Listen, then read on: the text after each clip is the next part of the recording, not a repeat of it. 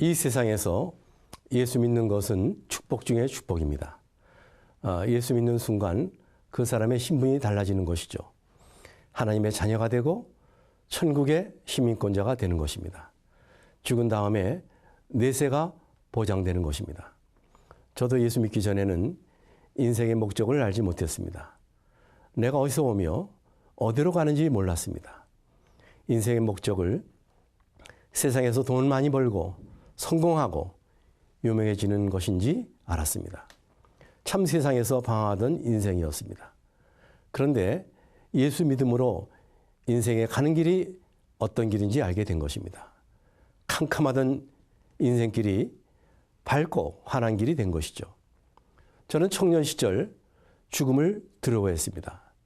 왜 두려워했는가 생각하니 구원에 대한 확신이 없었습니다. 예수님을 만나지 못했습니다. 성경 말씀을 잘 몰랐어요. 죽은 후에 과연 내가 천국에 갈 것인가에 대한 확신이 없었습니다. 또한 알게 모르게 죄를 졌기 때문에 하나님의 심판이 두려웠습니다. 죄 문제를 어떻게 해결하나 고민하기도 했습니다. 영적으로 소경이었습니다.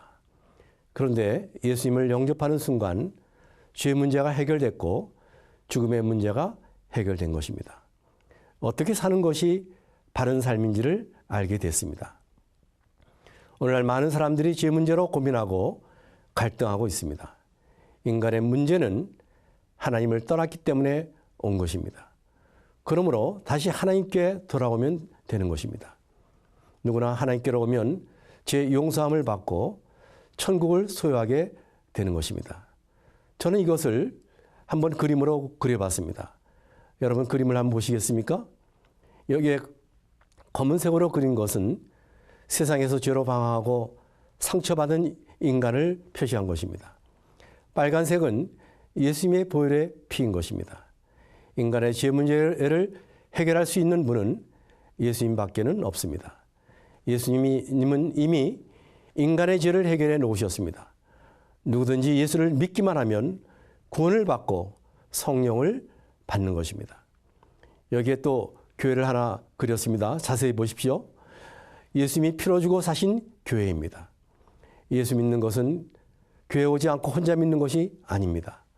교회 와서 주일을 성수하고 또 성도들과 교제하고 함께 찬양하는 것도 해야 되는 것입니다.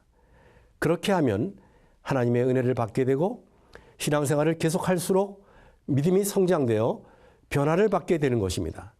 또 하나님께 기도하면 응답을 받게 되는 것이죠. 그런데 예수 믿지 못하게 하는 그런 세력이 있습니다. 그것은 바로 사단입니다. 우리는 사단에게 속지 말아야 되는데 인간은 속으며 살아가고 있습니다. 사단은 거짓말쟁이입니다. 거짓말하는 사단을 따른다면 함께 멸망당하고 마는 것입니다. 지금은 마지막 때입니다. 말세의 징조들이 세계 곳곳에서 나타나고 있습니다.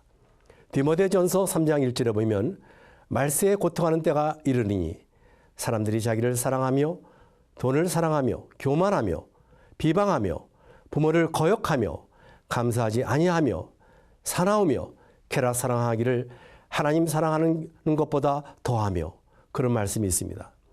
또 마태복음 24장에 보면은 세상 끝에 일어날 징조에 대하여 말씀하고 있습니다. 곳곳에 기근과 지진이 있다 그랬습니다. 얼마 전 네팔에서 2번의 지진이 났습니다. 얼마나 많은 사람들이 죽었는지 모릅니다. 9,000명이 넘는 사람이 죽었다고 합니다. 참으로 무서운 일입니다.